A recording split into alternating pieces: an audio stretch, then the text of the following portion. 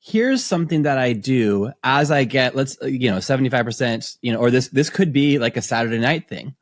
I ask it to give me feedback on this sermon as if, actually, I have a prompt right here. Let me read this word for word. This is either like the greatest thing or the lamest thing, but I want you to pretend to be a kind, friendly, encouraging homiletics professor who's going to analyze this sermon, which is going to be delivered at Calvary Cork. It's going to be delivered tomorrow morning. Can you give some gentle critiques and offer some tangible bits of advice on how it can be improved, knowing that I have to preach it tomorrow morning? Use the insights of Haddon Robinson and Brian Chappell to formulate your knowledge and critique. Do you have any questions before you proceed? And then it might ask me like a little question or two, and then it's like, and then it pumps it out, and then it gives the absolute best feedback I've ever gotten in my life. Wow. So give me an example. Like, okay. And first off, I kind of like, without a specific one, I was just like feeling kind of fragile in my life. So that's why I added things like be gentle. Mike, first and foremost, I want to commend you on your commitment to delivering God's word faithfully.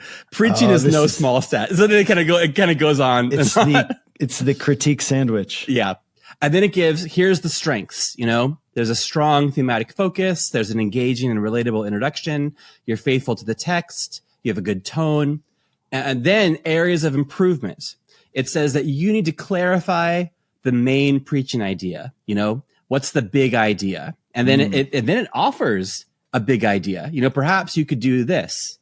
It says you should tighten the transitions between your sections. It says right now some sections flow naturally, others feel like abrupt shifts. And then a few more. It says to strengthen the conclusion, have there be a stronger call to action. In fact, what ChatGPT always tells me to do is to have a stronger call to action at the end. Okay. And I think I kind of get it. Yes, there should be.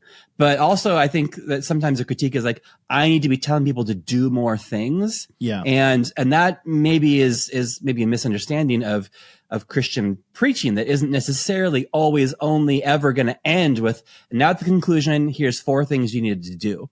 So I respectfully disagree with this machine about how they should be concluded. But that's kind of walking through a prompt that I gave it that actually really helped. And that was like 2 weeks ago. Last week I preached with zero help from ChatGPT at all. Amazing. I know it can be done. It can be done. So I haven't reused that certain prompt, but I actually saved it because I thought it was pretty good.